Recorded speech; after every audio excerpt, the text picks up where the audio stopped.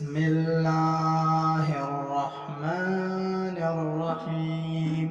السلام علیکم ورحمۃ اللہ وبرکاتہ۔ اگر آپ ہمارے چینل پر نئے ہیں تو ایسے اسلامی وظائف و واقعات کے لیے ہمارے چینل کو سبسکرائب کریں اور ساتھ میں بیل آئیکن کو بھی دبائیں تاکہ ہماری ہر نئی آنے والی ویڈیو آپ تک پہنچ سکے۔ میں نے تو کبھی سوچا ہی نہیں تھا کہ صبر کا صلہ اتنا خوبصورت بھی ہو سکتا ہے کہ بدلے میں صلہ دینے والا ہی مل جائے۔ مجھے تو کبھی ایسا گمان نہیں ہوا تھا کہ سب کچھ ہو کر بھی مجھے سب کچھ مل جانا ہے۔ عجیب پہیلی ہے زندگی، کبھی جیت کر انسان ہار جاتا ہے اور کبھی ہار کر جیت جاتا ہے۔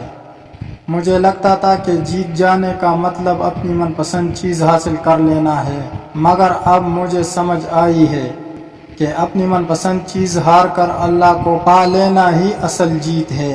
تبھی تو ہر جیت پرسکون نہیں ہوتی اور ہر ہار بے سکون نہیں ہوتی۔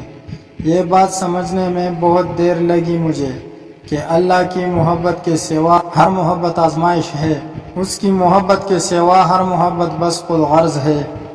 یہاں تو سودا بازی چلتی ہے، یہاں تو جذبات مون مانگی قیمت پر بکتی ہے۔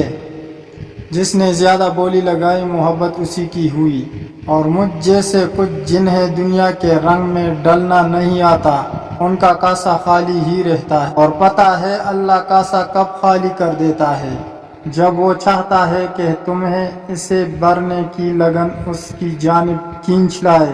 اور جب میں یہ سوچتی ہوں تو میرا دل مجھ سے راضی ہو جاتا ہے، کیونکہ بری ہوئی غافل جولی سے اللہ کو یاد کرتا ہوا خالی کاسا بہت بہتر ہوتا ہے، اور جو اس کو یاد کرتا ہے اس کو دنیا یاد رکھتی ہے۔ سو آج جس مقام پہ ہوں وہاں بس میرا اللہ ہے، اور اس سے بڑی فتح اور کیا ہوگی کہ سب کو ہار کر میں نے اللہ کو جیت لیا۔ اب ہار میرے مقدر کا حصہ نہیں رہی۔ دینے والے سے محبت کر لو پھر وہ سب ملے گا جو ملنے والا نہیں۔ تہجد کی ایک بے سکون رات باقی ساری عمر کی راتوں کو باسکون بنا دیتی ہے۔